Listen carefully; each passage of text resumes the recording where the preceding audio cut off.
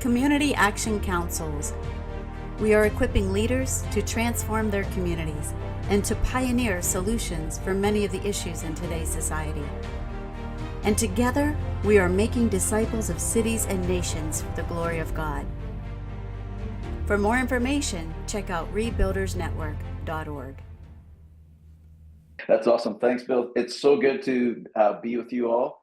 And it's great to see some familiar names on here. Doug Sharp, man, haven't seen you for a while. Good to see you. My friend and Stuart, great to see you on here as well. I've been pastoring for 27 years and a lead pastor, and Stuart can attest to that. He was in when I first cut my teeth many years ago. And this, Doug as well, I think was part of came out to the church in Canmore where we started. But just something gripped my heart really strongly over probably the last 8 years. And then it came to a head in when COVID happened. And in particular, what really bothered me, I guess, is and kind of one of those angst that comes right within your spirit that just couldn't shake was during COVID. I think the first shutdown in our province, we had a Zoom call with 181 pastors from across our province, and I was thrilled. I was like, "This is incredible." Some of you guys were on that call, and I thought it was good. It started off really well with unity and just a sense of everybody from all different types of backgrounds, denominations coming together. But the conversation turned quite negative pretty quickly, and it became more of a rally cry against the government. And in particular, one of the statements that kept coming up over and over again is the government can't shut down the church. How can the government can't shut down the church? The angst that came in that, I don't know, we're all feeling it during that time when we were forced to close our doors. But the angst that I began wrestling with that I couldn't shake, and went to God in my prayer time, and I was like, well, Jesus promised the gates of hell cannot prevail against the church. So how can the government of Alberta have power to close the church or shut the church down? And this prevailing thought that came to me is like, have we reduced our faith to a weekly social gathering and in our private social club? And I was like, man, it bothered me, stirred me. I started wrestling. I went to scriptures and prayer in that, and came across and started reading in Nehemiah chapter 1, and Nehemiah's prayer that I don't know, to be honest, whenever I've read the book of Nehemiah, I kind of quickly go through Nehemiah chapter 1, skip through that, get to the real heart of the story, emphasize, a couple of the exciting moments in the book, but never really had paid much attention to Nehemiah's prayer all that deeply. I got so struck by Nehemiah's prayer, I actually ended up preaching a 17-week series in my church just on this one prayer because I couldn't get out of it, and I kept on seeing more and more revelation. And what really stood out to me and what really focused me, Nehemiah here's the state of his city. He it says in verse 4 that he sat down and he wept and mourned for days. And I thought, man, I understand that. I don't know that I sat down and wept and mourned for days, but I was like, I feel that angst. I know that we're in the midst of COVID, the battle back and forth, the tension in my own church, back and forth, people in both sides coming at us hard and heavy. We're not doing enough, we're doing too much, feeling all that pressure, watching the mismanagement that's going on around the world, the chaos that's going on around the world, and then out of that, shortly after that, George Floyd and that whole craziness launched Black Lives Matter, critical race theory, all these kind of stuff. And I was like, man, the world is messed. And what's going on here in Canada? We had trucker convoys, of which half my church was involved. The other half was angry that the others were involved. We had the border stands off. We had and since then we've had the war in Ukraine, Gaza, students marching, which I find just amazing, in support of terrorist organizations. The economy is unsettled. Then we've had the whole Charlie Kirk thing in Canada, MAID and where that's going. It's been a crazy last 6 years, and especially to lead the church and going, well, what do we do as a church? And so when you listen to the state of the world, it's like there's lots of angst that we can feel. So when Nehemiah sat down and wept and mourned for days, I was like, okay. And he what did he do? He went to fasting and prayer, and I was like, I get it. Okay, that's a good thing to do. But then he starts writing out his prayer, and he starts his prayer in a way that I was like, I understand that. I would start something similar, but as I was praying it and reading it through the eyes of everything that I was battling with the COVID tenseness, I was like, would I have prayed this prayer, and am I praying this prayer in this way? And Nehemiah's prayer, Nehemiah 1 verse 5 says, please, Lord God of heaven, the great and awesome God who keeps the covenant and faithfulness for those who love him. And I thought, this is amazing. Like, he just heard the state of his city and the mess of all this. And he starts off and he says, hey, Lord God of heaven, great and awesome God. In other words, Nehemiah didn't blame God for the state of or Jerusalem's destruction. He didn't say, the state of the world, God, where are you? You've lost your power, you're ignoring us. None of that. He starts his prayer by acknowledging, no, you're still God, you're still on the throne, you're still in charge, you haven't lost control, you haven't ignored us. And I was like, okay. And so I started praying that type of prayer. I was like, okay, God, you're in control, you're still on the throne, you're doing, you haven't abandoned us in any way, you're not just abiding by and ignoring our cries. And he who keeps the covenant and faithfulness, Nehemiah says, for those who love him and keep his commandments. Then he says, let your ear now be attentive and your eyes open to hear the prayer of your servant, which I'm praying before you day and night, on behalf of the sons of Israel, your servants. And then he says, confessing the sins of the sons of Israel, which we have committed against you. And at that part of the prayer, I was like, okay, yes, God, please hear our prayers. Please, listen. And we're going to pray on behalf of our nation or on the nations and all these. Let's intercede in that way. Yes. And I prayed similar prayers. Yes, Lord. And then it says, confessing the sins of the sons of Israel, which we have committed against you. And I was like, yes. The state of the world even today is in, because of our sins, we've gotten into these things, and the world is getting darker, and all that's going on. Yes, we've, forgive us our sins. That is great. And then the thing that caused me to, pause in my tracks is the next sentence. Nehemiah prays in verse 6. It says, I and my father's house have sinned. And that phrase I could not shake. It actually, I don't know if it's ever happened to you, but you're reading the Bible and on your quiet time and all by yourself, but you come across something, it just causes you to gasp out loud, or just like, I just stopped, I paused, and I meditated on that one phrase for weeks, because it caught me this time, and I skipped over it before, never really paid attention to it. And I started doing some research, and I was like, why would Nehemiah take personal responsibility for the state of Jerusalem?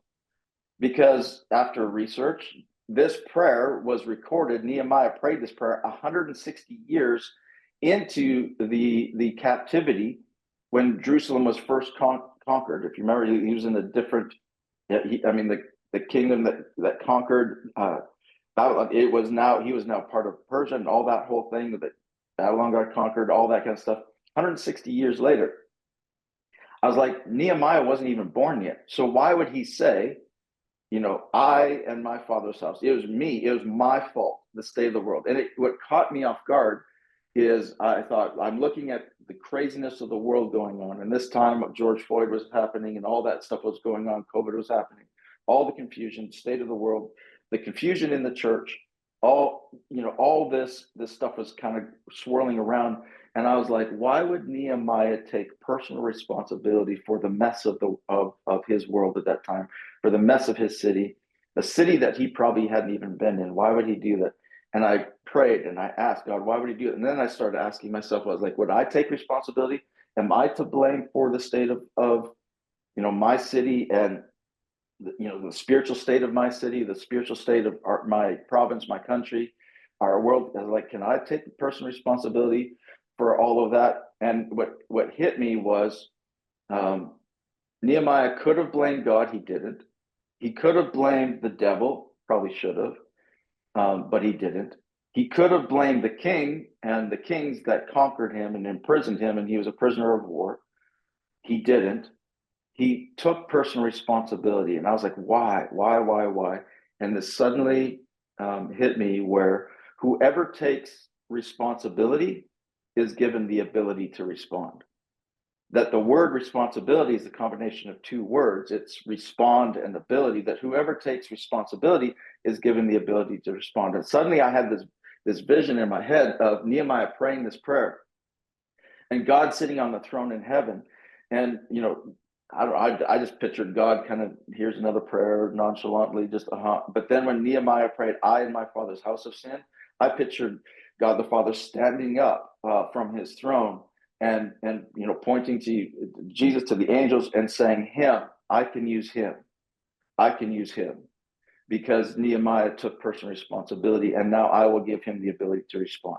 What I love also about Nehemiah's prayer is that he takes the personal responsibility, and then you can almost see in his prayer that he gets the burden of that responsibility, because all of a sudden now he starts trying to convince himself, hey, we are part of we are your people. We are, you have a destiny, you have a calling on us, and we're yours. Remember, we're yours.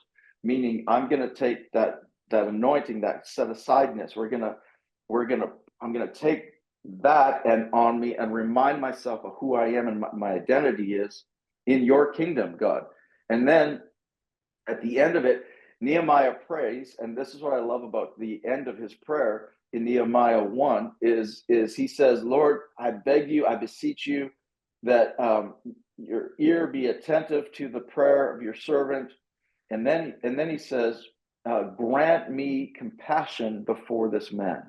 In other words, when Nehemiah finishes his prayer, he's heard the state of his city. He sees the mess, the great mess, and all the rest of it. Accepts personal responsibility. He anchors himself in his identity, and then all of a sudden, his prayer is not, God, would you do something about our nation? God, would you do something about our city? His prayer was, God, would you give me, compassion? Give me favor when I ask the king, when I talk to the king. In other words, he didn't abdicate the responsibility again back to God and saying, you got to fix this. He said, God, give me favor with the king. Give me favor in this way, and still accepted the responsibility. And then we know the rest of the story. And Nehemiah, and I love this, because Nehemiah 1 starts, the last sentence in the entire passage is, now I was a cupbearer to the king. And I hit that, and I was like, because I love that, because at the end of his prayer, he states, oh yeah, by the way, I was a prisoner of war. By the way, I'm just a cupbearer. I'm a nobody. I mean, the cupbearer is basically on assignment to die. That's your entire job, is to die so the king doesn't. So he's a nobody. And yet Nehemiah goes, like, he didn't start by saying, I was a cupbearer, I'm nobody, I can't do anything about this, there's nothing I could possibly do. Nehemiah accepted this, and he says, oh yeah, by the way, I was a cupbearer, and yet I prayed for favor with the king. So that, and then, what does Nehemiah know about rebuilding a city? He doesn't. What does Nehemiah know about whether he could ever go and get permission to do it, and the journey ahead? He didn't have any clue of the journey ahead, yet he didn't make that as an excuse. And so I started wrestling this, and I was like, okay, God, in the state of our world and all the craziness of our world, there's a couple of things that suddenly come to mind, and scriptures that come to mind. Jesus said in Matthew 5 and his Sermon on the Mount, for a sermon, he says, you are the light of the world. And he points at, you're the light of the world. a city on a hill cannot be hidden under the basket. And suddenly when it says, don't hide that light under a basket, I was like, you know what? And this, I'm talking for me, I'm not talking about any of you or any of your churches, but for me, I was like, you know what? I've hidden my light under the basket of my church. That darkness has no power in and of itself. It's just simply, it's the absence of light. And that if the world is getting darker, it's just the absence of light. And maybe I've reduced my faith to a personal relationship with God, a weekly social gathering in my church, that I can be bold there. But what am I doing in my community to bring the light to where the darkness is? And so I felt that conviction and began, which led me to some further study. And further study, I went and studied hadn't been through the seminary, had taught, been through Bible college, lots of teaching. I've taught at colleges for years and years and years. And yet most of the Bible history, church history that I knew was post-Augustine, or Augustine and then post, but not a ton of information that I have in the first 3 centuries. The first century, Book of Acts, yes, but not a whole lot of time. So I went and said, I want to start researching the first 3 centuries of the church, not just the theologies that they fought for, although we had been taught some of that. But what did they do? What was the activities of the early church when the government was actually trying to shut the church down? What did they do?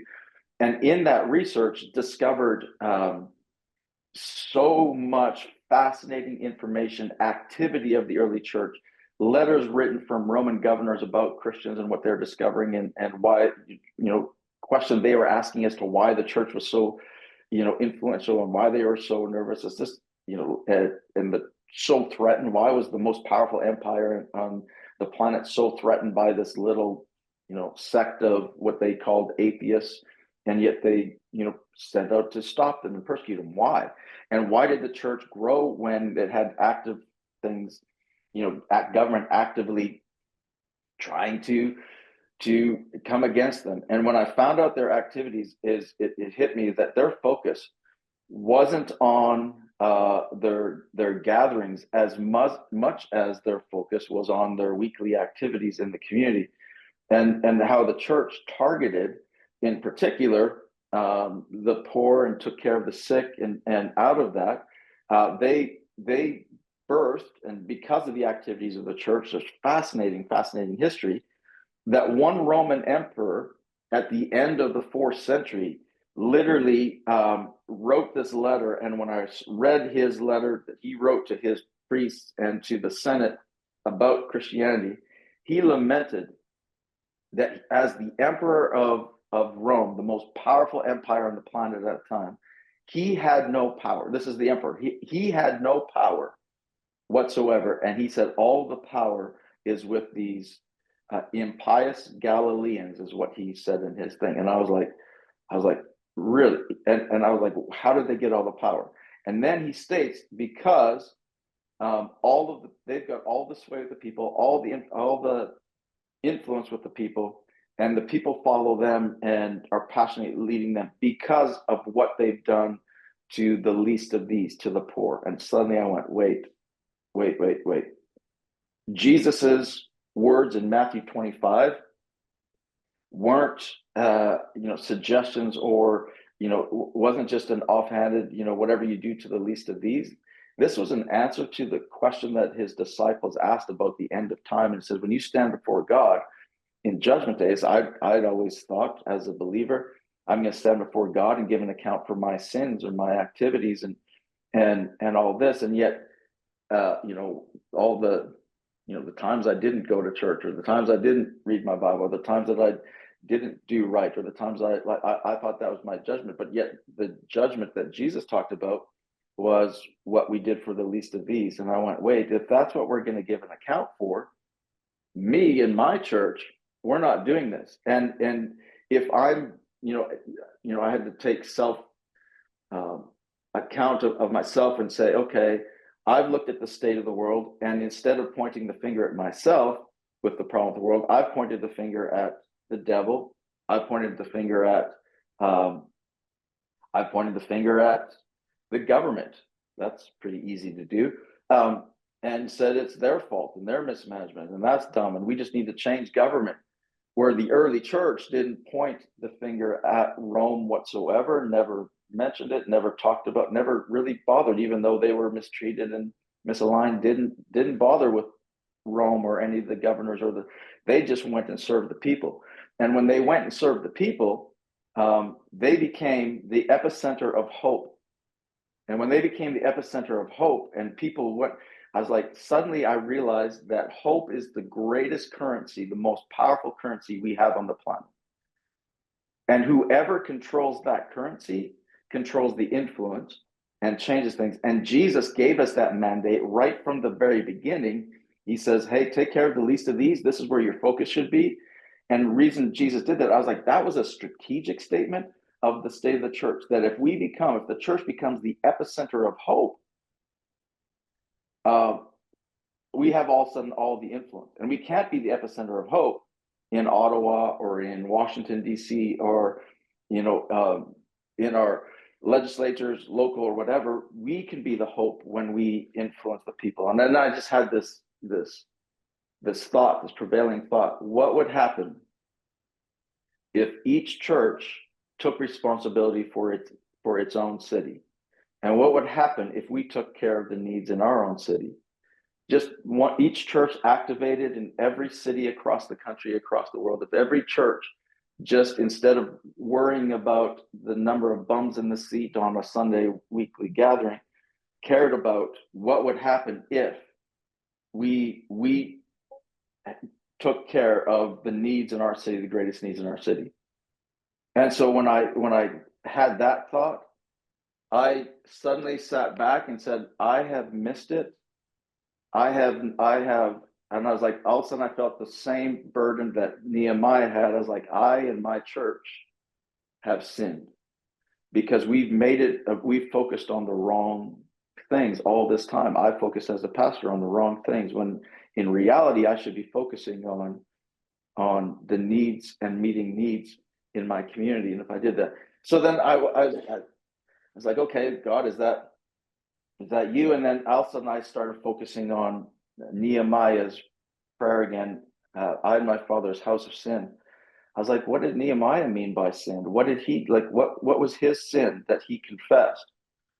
Which, in research and digging it back, I came across Isaiah 58 and realized that Isaiah 58 wasn't written by Isaiah at all. It was actually written by the school of Isaiah, and many scholars talk about that was written probably 150 years before Nehemiah, which I was like, that's interesting. That's 10 years into the first captivity.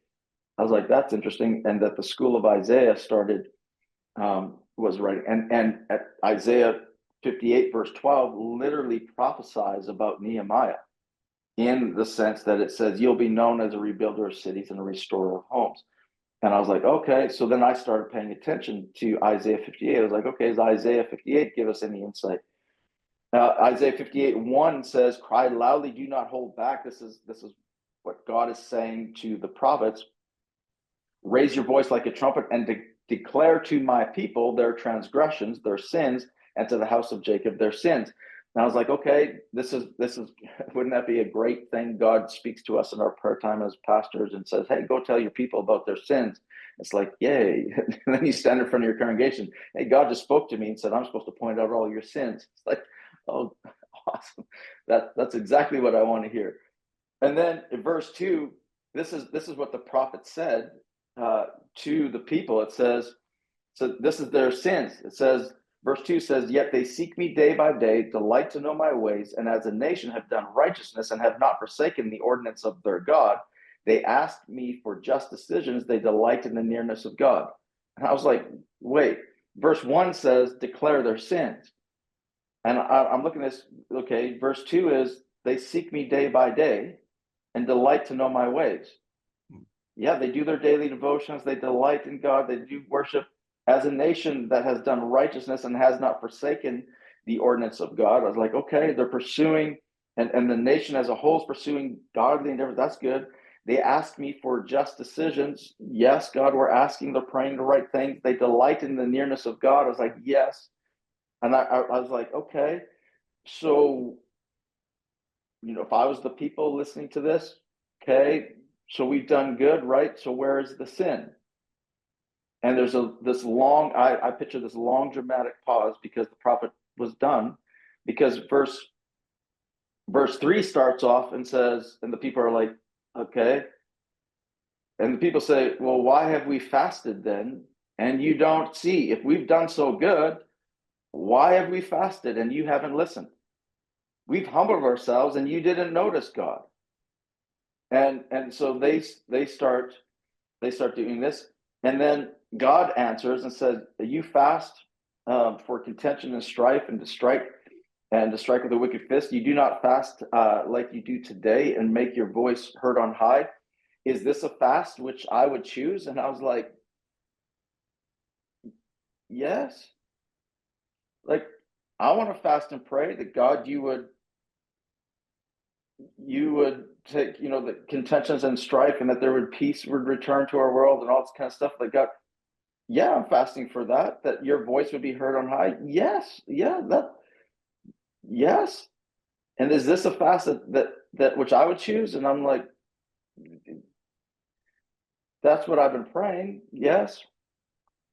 A day for a man to humble himself. Is it for bowing one's head like a reed, and for spreading out sackcloth and ashes as a bed? And I was like, yeah, well, I don't fast because I don't like food. Like, there's some pain involved in this, and I don't like this discomfort. And God, I'm impressing you, right? Like, this is like, yeah. Will you call this a fast, an acceptable day to the Lord? To which I'm like, mm-hmm. And then it says in verse 6, Isaiah 58, is this not the fast which I choose, to loosen the bonds of wickedness, to undo the hands of the yoke, to let the oppressed go free and break every yoke? It is it not to divide your bread with the hungry, and bring the homeless poor into the house, and when you see the naked, to cover him, and to not hide yourself from your own flesh? And suddenly I went, whatever you do to the least of these. Well, when did we see you? When did we see you, God? We saw you. Whatever you did to when I was naked, you clothed me. When I was hungry, you fed me. When I was homeless, you brought me in. Like, all, as Isaiah 25 or Matthew 25. And I was like, this is the same thing. And then it's interesting because God says, hey, I don't want you to fast for me to move. He says, the fast that I'm looking for, the ministry I'm looking for, is for you to move. And for you to take care of the needs in the city, not waiting for the government to take care of the needs, not waiting for somebody else to take care of the needs, but not waiting for God to meet all the needs, but I want you to move. And then the promise of God in this is, then your light will break out like a dawn, and your recovery and speedily spring forth. And I was like, then your light will break out like a dawn. Then you will be the light of the world. Is what? When you take care of the needs. And if you remove the yoke from your midst, then your light will rise in the darkness, it says in verse 10. And the Lord will continually guide you and satisfy your desire in scorched places, and give strength to your bones. And you will be like a well-watered garden, and like a spring of water whose waters do not fall. And some of you will rebuild the deserted ruins of your cities. Then you'll become as a rebuilder of walls and restorer of homes. And I was like, oh, the sin was that we are doing all the right religious, spiritual, Christian activities, and waiting for God to move, when the entire time is, while I withdraw my light and fast more and pray more and seek revival in under my basket of the church, what God is looking for, and he's not displeased with all of that, but what God is really looking for is that we find the needs in the city. And when I take that to what I studied about the early church, and studying the early church, that's the activities that they were known for. That's what ended up toppling the Roman government. And that's what led to Bishop Basil taking care of so many needs that they had to set up a city outside of Caesarea, just because so many people were coming to get fed by him. And he had to name another city, Basilica, and in that city they started the first hospital, hospital. And when they started the first hospital, other monasteries across the world started copying that. And when they decided, hey, we're going to take care of all the sick, and the church started the first hospital. And then out of that, they decided that we need to educate doctors and nurses. And so they attached universities to the hospital, and the education system and the public education system, including public education for our children, was started by Martin Luther and the early church. And then I was like, all the social services was taking care of the church. And it suddenly hit me that what our sin is we've abdicated our responsibilities. And because we've been asking, and suddenly the government is in charge of healthcare, the government is in charge of education, the government's in charge of social, and agencies in charge of social services, when really that's our job as Christians. And we've abdicated and we've laid down our crown. And so that's why I started, when I saw this history, that's why I was like, I need every Christian to know this. I need every pastor to know this. I need every church to know this. And that's why I put it in that book called Let's Take Our Job Back, which goes through all the history that I could find. And I was like, and I educated my church and said, we got to do this. And we need to take back healthcare, education, social services, and whatever the need is. And they're like, well, there's other people doing it. I was like, no, we got to step up and do that. And so what's happened is we started a ministry called MyCityCare, and what happened in a very short period of time, and us stepping up, is our mayor sat down and had lunch with me, asked me to go for lunch with him, and said, hey, could you guys, I see you guys are helping in this little area, could you guys help with our greatest need? I was like, what's the city's greatest need? Housing. And so we as a church were like, okay, instead of, we're running 3 services in our building right now, and instead of building on or adding a bigger basket, we're like, okay, let's put finances into taking care of homelessness. And so we just bought 6 acres of land in town, and we're taking on, and we're going to be providing affordable housing and doing all that. And then out of that, the unsolicited, the provincial government said, hey, I know you didn't ask for this, you didn't ask for a grant, here's $100,000 because you guys are doing this better than us. And the city of Lethbridge they unsolicited, without applying for a grant, here's $125,000 to work on some renovations on the current facility in there, and here's this. And it's like, wait, why? And suddenly I started seeing the promises of Isaiah 58. Then your light will shine. Then you'll be like a well-watered garden. Then all of a sudden this is going to break through. And now all of a sudden it's like other churches in our community, and Bill can attest to this, had said, hey, can we participate with MyCityCare? And I was like, that's why we didn't call it Parallel Care. We called it, which is the name of our church, we called it MyCityCare, because I was like, every church should get on board. And now MyCityCare is in 68 different communities in Western Canada. It's opened up now in a couple international sites as well. And all of it is just churches banding together and saying, what's the need we can meet? And in that, suddenly we're seeing salvations, and we're starting to see answers to prayer, and we're starting to see people flooded because they're getting their needs met. And what would happen if we took our job back? And suddenly the government would take hope from the government fulfilling it. And our MLA, Alberta minister, he attends our church, and he says, Kelly, you wouldn't believe the calls that I get at my office. He says there's people that will call in to the government and ask for their MLA, their government official, to talk to their husband because they're having marital strife. And I was like, why are they calling you for marital strife? He's like, they don't know where else to go for hope. And I was like, that's really? I was like, man, I and my church have sinned. Like we haven't fulfilled our duty. And I, as a pastor, have sinned because all I've been focused on is filling social gathering and my success is determined by how many bums I can get into a seat on a Sunday gathering, when in reality, our city hasn't gotten any better. And so that's where I was like, okay, what if we were to take our job back and find needs in our city? I get asked all the time, where do you start? I was like, wherever somebody, you see a need, meet a need, find a need and meet it.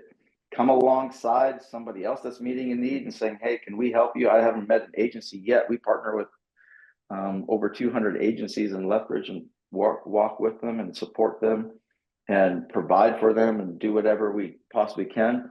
We're not in competition. We're just saying, hey, and I haven't met an agency yet says, no, we got too many volunteers and too much money. Yeah, we don't need your help. I haven't met that agency yet. But I was like, what would happen if that's what we became known as Christians and as the church? And each one of us took responsibility for our city, just like Nehemiah took responsibility for his city. So that's the Cole's notes of the last couple of years. So thanks for the invite. So great to meet you guys. Would love to hear your comments and questions. Thank you, Kelly. I know you fairly well, and but hearing it from you firsthand like this, it stirs my heart, and I'm believing it'll stir the heart of all those listening. One thing to note here, just out of the gate, is how recent it really is. You've been awakened to this and the impact you're already having. Over 200 organizations, having the province and the local government speak to you, etc. But another thing I want to highlight is how you talked about hope being the greatest currency on the planet. You raised a question, but I would like you to elaborate on this a little bit more. So, which is where people ask you, where do we start? Anything else you want to say around that? Where do we start? Because we all live in a community, we all see needs, and it is an overwhelming thing, maybe for a lot. So where do we start? One of the it's a great question, and that's always like, and here's the problem with that question is if we focus on when we look out, it's not hard to see a need. What's hard to see is that we see so many overwhelming needs. We're like, how could we ever make a difference? Which I think is what Nehemiah did. Is he looked out and he's like, there's no way I can rebuild the city. Who am I? I'm just a cupbearer. Yet, what can I do? Well, I can ask for favor from the king. So it's just like, okay, what could I do? I just start somewhere, and that's what we did, because we're like, man, where do you even start? There's so many needs. And what I realized is, this is another thing that I talk about much more in detail in the book, is that Jesus intended the ecclesia. Ecclesia, actually, it's a secular term, but it literally meant a movement. And I was like, the church was started as a movement. We've turned it into an organization. And when we look at it and saying as a church, and this is what I looked at, and I said, as a church, I could do things as an organization, or as a pastor, I could equip the saints to do the work of the ministry and encourage them to take it on and start a movement. Because if each person found a need in their workplace, each Christian found a need in their workplace or need in their neighborhood and activated in some way, it becomes a movement. And then if you get multiple members of your church who find the same need and going, whoa, what do we, let's band together, let's do this together, and we can more powerfully impact. So I would say it starts with us individually, and look at it from an individual perspective rather than just from a corporate big, we got to take on something big, we got to start something big. Is like, what if we activated our believers to find a need in their neighborhood, in their workplace, family? There's needs everywhere. Don't have to look too hard. Okay, thank you. Another question: how do we activate every Christian? Yeah, I think it starts with conversations. It starts with I asked that question. That's why I was like, that's why I put it into a book. I was like, I need to stir. That's why I do calls like this and prioritize this, and saying, if I can get a room full of believers and just have the conversation and say, hey, did you know? And what if we thought about this? And what would happen if? That's why I preach it so regularly at the church, is trying just to constantly put it in front of people and saying, hey, you were here, you were made on purpose, for a purpose, for such a time as this. What can you do? And then that's why I love Nehemiah, is like, well, he could have, any of us could have made the excuse as to why he was the wrong choice. Like Moses made all the excuses as to why God couldn't use him. He's the wrong choice. Nehemiah could have made that excuse. I'm a prisoner of war. I can't do anything. I'm a cupbearer. What do I know about rebuilding a wall? Yet Nehemiah made himself available. So if we can just spur our people on, and I think there's three things. Is number one, take responsibility. Number two is anchor people in their identity. And then number three is encourage them to be the solution instead of praying for a solution. And pray for a solution, yes, but be a solution. Good. Another question. What are some challenges or obstacles you have encountered in MyCityCare? Oh man, how long do we have? There's so many. Like, the funny thing is this is what I've noticed. I've noticed that I've never felt, and it says this in Isaiah 58, and I didn't read it this time, but it's there. It's really stood out to me. It says in Isaiah 58, one of the promises is that the glory of God will be your rear guard, or that it'll. And I was like, glory of God will be your rear guard. This is said to the children of Israel, who are used to the glory, the cloud, the manifest presence of God leading them.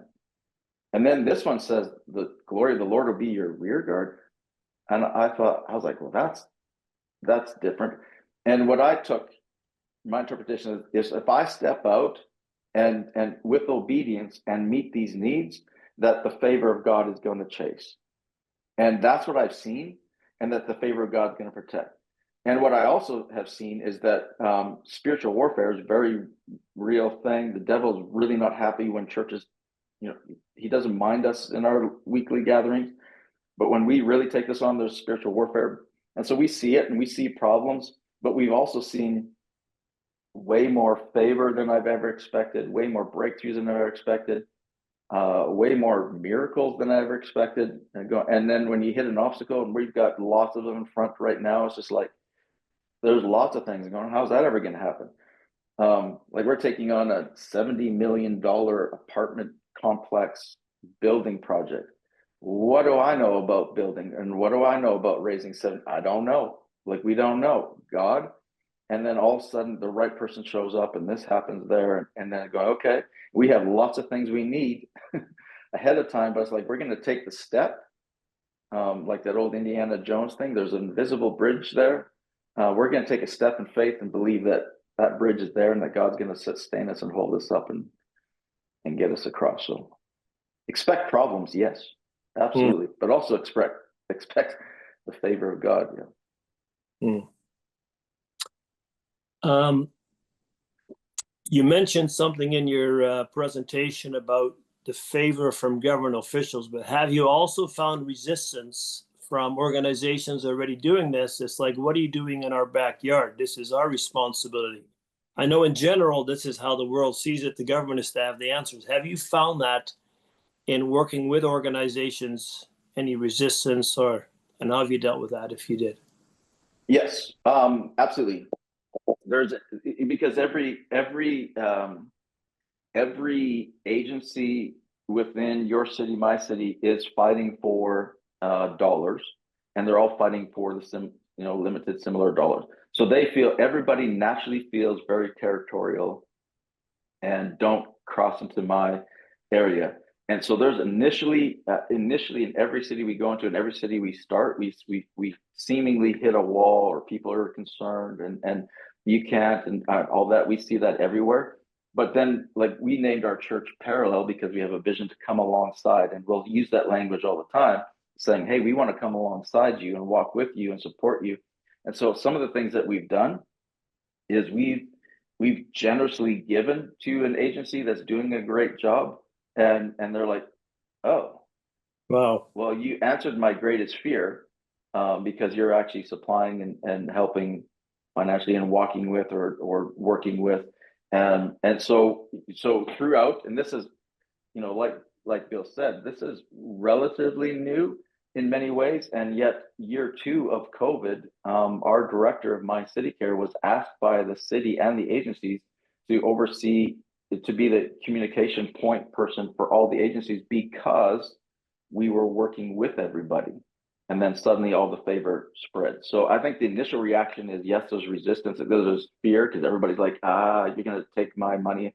And then they see, wait, no, you're for me, and you're really for the city rather than just your own stuff. They and so those who are the biggest resistors is ones that we've tried to be the most generous with. Yeah.